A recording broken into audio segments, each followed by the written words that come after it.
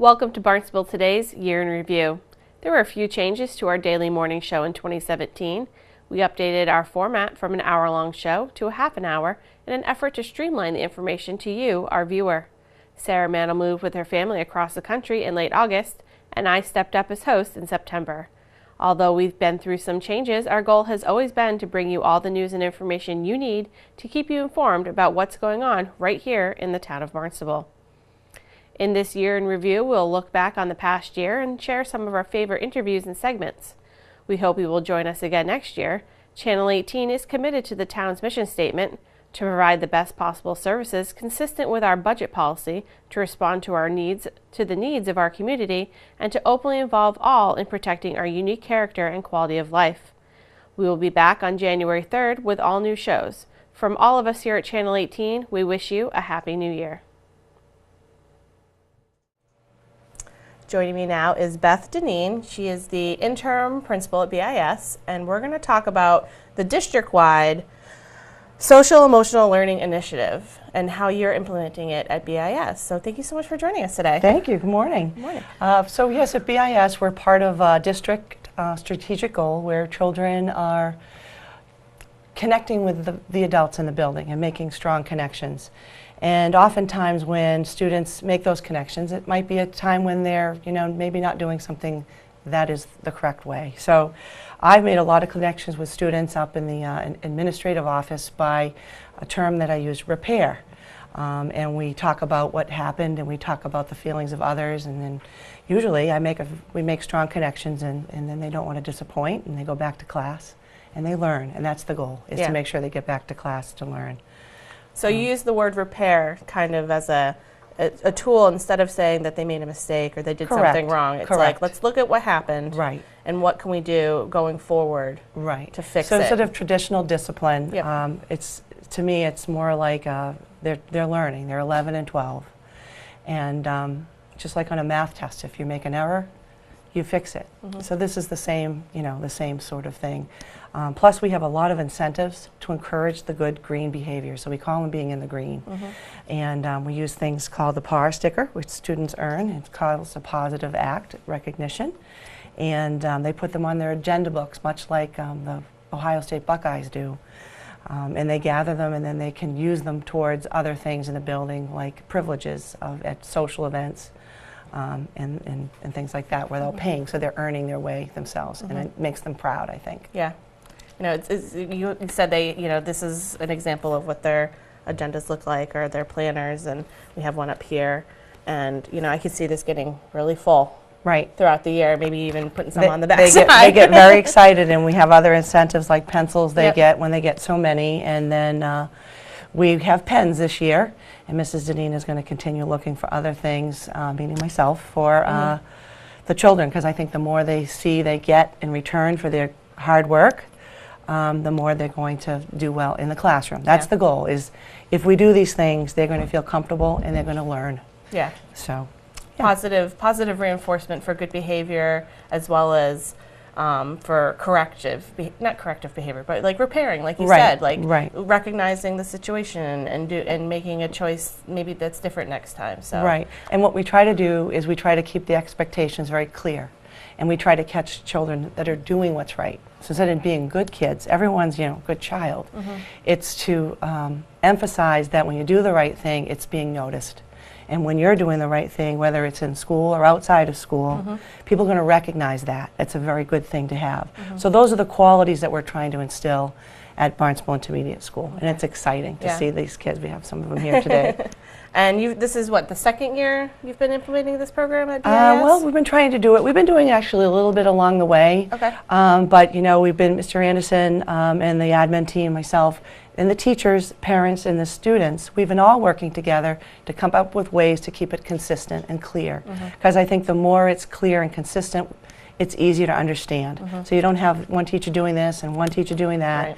We provide the rewards, not candy.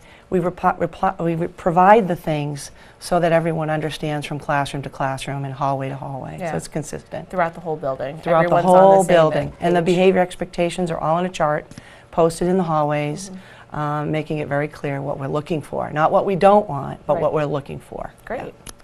So This sounds like such a wonderful program. I really like it. Yeah. I'm excited about it. I Yeah. couldn't wait for the first day of school to show our new power stickers. Yep. I really couldn't. And I have a lot of students that have already received some. So That's it's been awesome. great. So I'm joined now by 5 7th graders from BIS, and we're going to talk about the social emotional learning initiative that they have going on at their school. So I'm going to have everybody introduce themselves first. I'm Piper Hunt. I'm Sarah Bent. I'm Jimmy Crowley. I'm Julian Hogan. I'm Juliana Hamelberg. Okay, so thank you so much for coming in today and telling us all about the program. So does anybody have a story they want to tell about when they received a PAR sticker last year or this year so far? I know, Sarah, you've already gotten one this year. Yeah. You want to tell me about that? Yeah. I got one when I went to my school with some technology my mom went to and got a PAW sticker for my principal. Yeah, and did that make you feel really good and proud that you Yeah. got one already? Because school's only been going on for a little while. It is. Yeah. Yeah. So is anybody else, I know you guys haven't gotten one yet, but you got some last year because you're 7th graders. So does someone want to tell me about one they got last year that they were really proud of? Yeah, come on. Julian, you got a story. Come on. Let's hear it. I think someone dropped a binder, and I helped them pick it up, and one of the teachers gave me a PAR sticker. Yeah. How did that Yeah. make you feel? Good? Yeah. Were you proud of yourself for helping somebody else out? Yeah. Yeah. Is that something you think about now? You think about helping other people more? Yeah. Yeah. Okay. Jimmy, you got one for me? Did you get a PAR sticker last year? I got a PAR sticker last year because I dropped my books and my binder and all my pen and all my stuff. And my friend came and helped me over, and the teacher gave both of us PARs. Yeah. Yeah. Was that cool? Mhm. Yeah. Is there any activities that you participated in last year that you got to, use some of your PAR stickers towards? No. No, but you got, yeah. How about you, Piper? You got Mine's the same as Julian's. Yeah. I help someone pick up their books. yeah. Do you think about that a little bit more now, helping other people out? Yeah. Yeah, when you see maybe someone's having a issue or they drop something, maybe instead of just ignoring it, you'll Help them. help them out, yeah. How about you, Juliana? Same as Julian. Yeah. So there's a lot of helping out going out at BIS. You're seeing other people maybe struggling with something, or they dropped a book, or maybe they need some help, and you guys step in and help them out. So it's making you think about other people, right? Think about how you can help other people. Yeah. Yeah. Are you excited for this new school year and to earn some new PAR stickers? Yeah. And get involved in some of the events that you can use your PAR stickers for? Yeah. Yeah. That's awesome. Thanks, guys. I'm joined now by 2 6th graders from BIS, as well as 1 7th grader. So I'm going to have you guys introduce yourselves.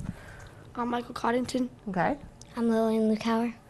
Kayvon Grant. Okay, so thank you guys so much for coming in. So the 6th graders, you guys are brand new to the school, brand new to the social emotional learning initiative, and you get the PAR stickers and you do, good stuff. So what do you think so far about, because you're brand new to the school, so what do you think so far about, what they're doing at BIS to kind of help people think about others and themselves and helping other people out? What do you think of that?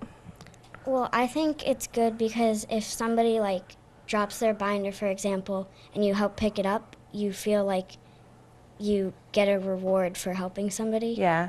And other stuff. So if you are kind to somebody who's down or something, you get a reward for Yeah. it. Yeah. And helps you kind of think about doing that more. Yeah. Yeah. So what do you think about it, Michael? I don't know. Yeah. Are you looking forward to earning some PAR stickers and doing some good deeds and reaching out to other kids in the school and maybe making some new friends through the program? Yeah. So Kayvon, you're in 7th grade, so this is your 2nd year of doing this, and Miss Deneen was telling us that you've already done so much last year and you're doing more this year. So why don't you tell me a little bit what you did last year? I'm building RC cars. I learned so much from her and stuff, Yeah. and I really like it over at this school. Yeah. Did you earn a PAR sticker last year or this year so far that you're really proud of? You did something for you can tell me about? Last year I opened the door for somebody. Yeah. That's very nice. So does it help you think about maybe helping other people a little bit more than maybe you would have before? Yeah. Yeah, think about what everybody else is feeling about things, and it's important to think about other people sometimes, right? Yeah. Okay, great. Thank you so much, guys.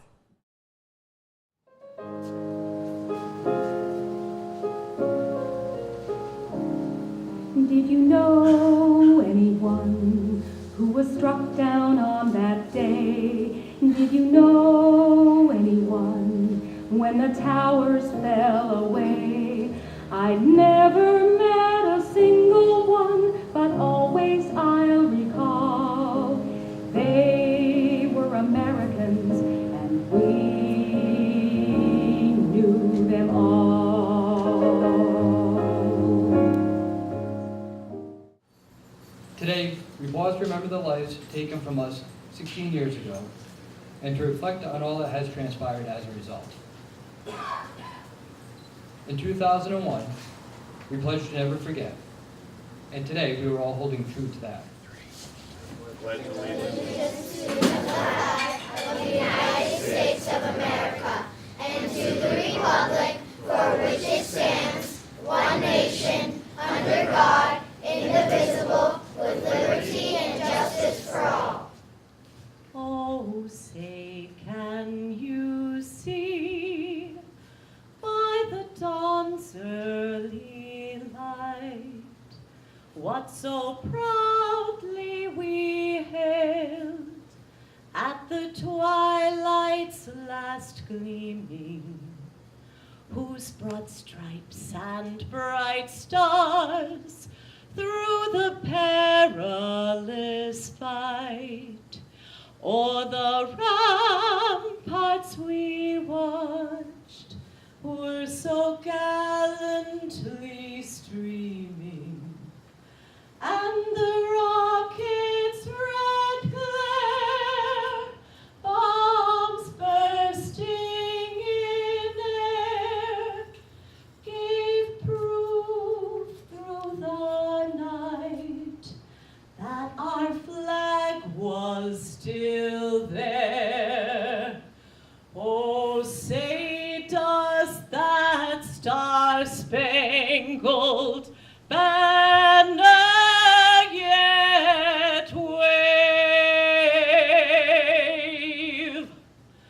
o'er the land of the free and the home of the brave? An event that was unforeseen. Such terrible acts were cruel and mean. There was no warning to the men or women that this building would collapse around 10. You were called for help when you were needed most.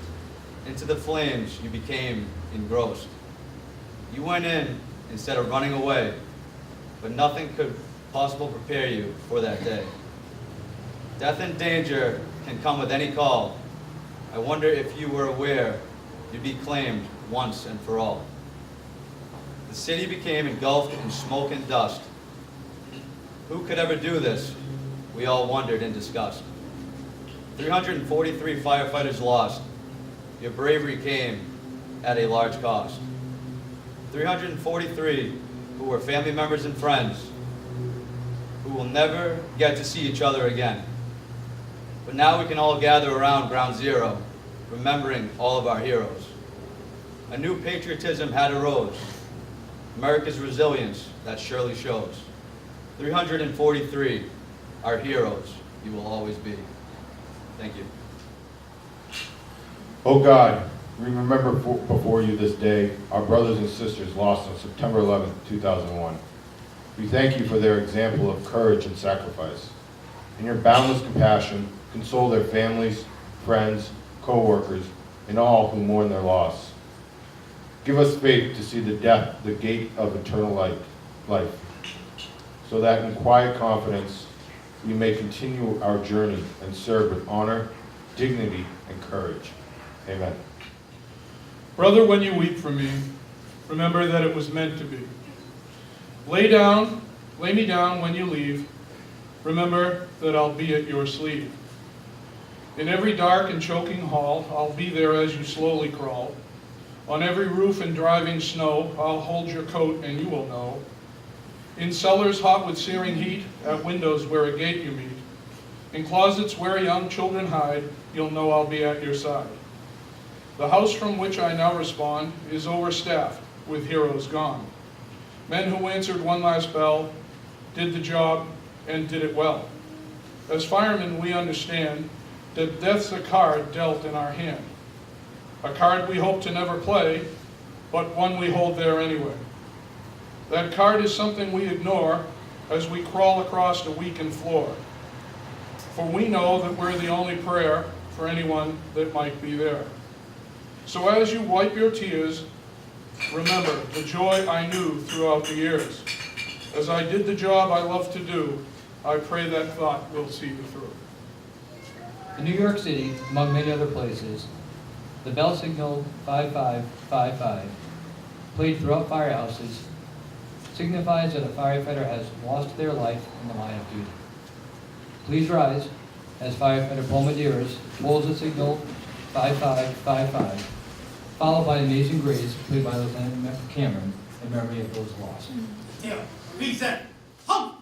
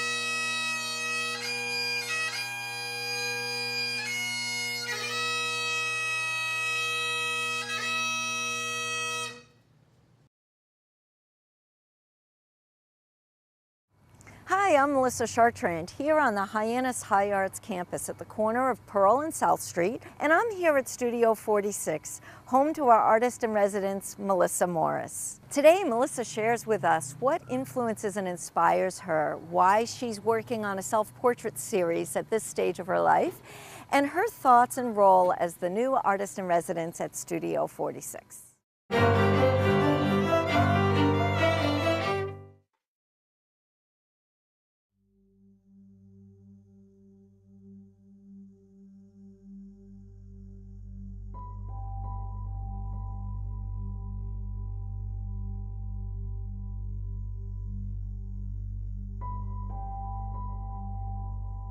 I've always been an abstract artist until recently. I have been incorporating more realistic items like birds and myself.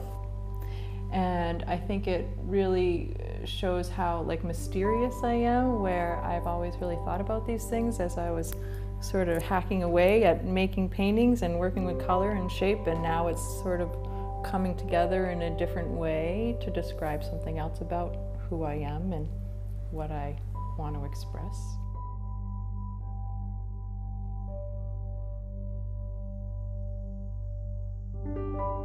I think yoga starts it all because it's just finding my center and quieting down and finding the space not inside of myself to be able to be creative and open.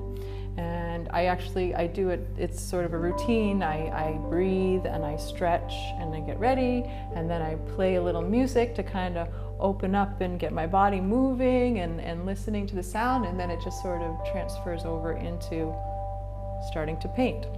So they all work together in tandem together. So.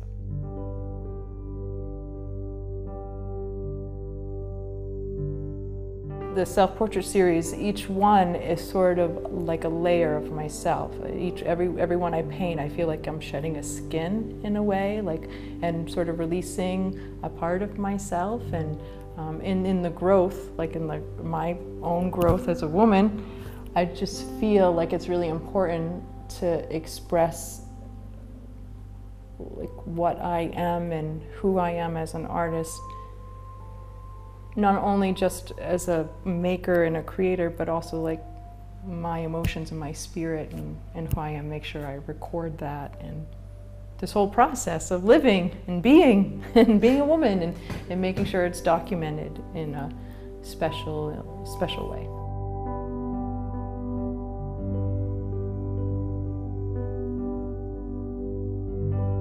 I have a couple of small mirrors that I set up on my easel, and I work on them at different times of the day purposefully so that I get different lights, and it makes it so that the images have different facets and different lights and colors.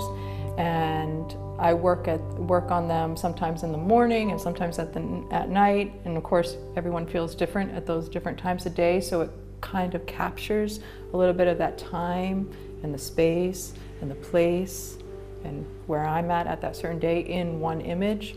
And I do really like abstraction. I'm originally an abstract artist. I like color and I like shape and I like mark making. And so I'm really trying to find that balance where I'm showing the image of a face, my face, but also it still reads as an abstract image.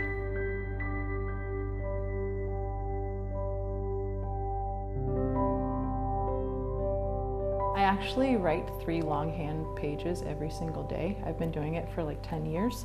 So I have stacks and stacks and stacks of books of journaling, and I always write about what I'm working on and what I'm thinking about and what's important to me in my work and how I want to push myself. And sometimes I do start a series and I want to get it done so fast, but as I'm getting older and wiser, I'm realizing I need to slow down and really document how I'm feeling and what I'm thinking about and what materials I'm using, and slowing down even just the process of making the work, allowing myself to work on a piece for 3 or 4 days at a time.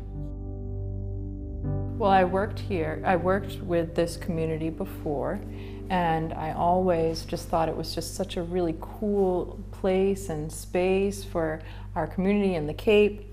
And I'm not I'm not a typical Cape Cod artist. You know, I'm not painting, you know, the scenes, the landscape, and different things. I really tried to push the envelope a little bit in my artwork, and I'd like to try to push the envelope a little bit here, and be able to get some really funky, cool classes and workshops in this space.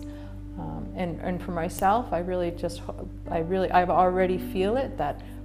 Just the space itself has a really good energy, and I can feel that it's pushing me to grow in my own work.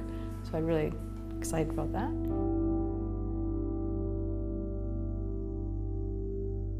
I have a song, and it's called The Guitar with One String. And I remember when I was really young, my family was moving, and there was this guitar with one string. And I sat outside and I played this guitar, and it only had one string, and it was out of tune. It was horrible. And I sang, and all my brothers and sisters and all the kids in the street, they came out and they sort of like sat there, and I had one string guitar, and I was singing, and everyone was listening, and right there I could feel something like I was connecting with people, and I could feel it in myself. And I've always just played music, you know, if I was sad or needed to be in a different place. It was always my go-to for just release and finding peace. This dark black cloud, it's coming down. Feels like I'm knocking on heaven's door.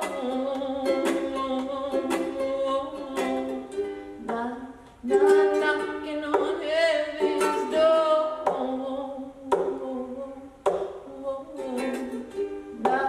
Knocking on heaven's door.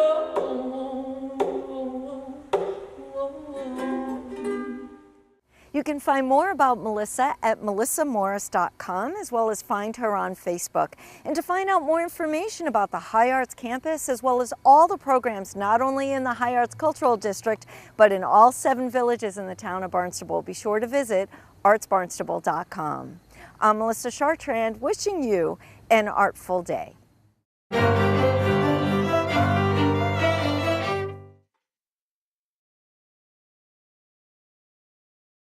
Hello, I'm Mackenzie Connor, intern for Channel 18. Today we have Barnstable High School Athletic Director Scott Thomas joining us to talk about fall and winter sports. Thank you for joining us today. My pleasure to be here. Can you just start off by getting us a little recap about fall sports? The fall sports have been fantastic, actually historical, because I believe for the first time in at least 18 years, Wow. maybe longer, that all the varsity teams have qualified for the MIA state tournament, which is fantastic. So we're really excited about that.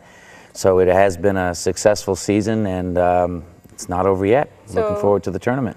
Every team has made it to playoffs, every varsity team? That is correct.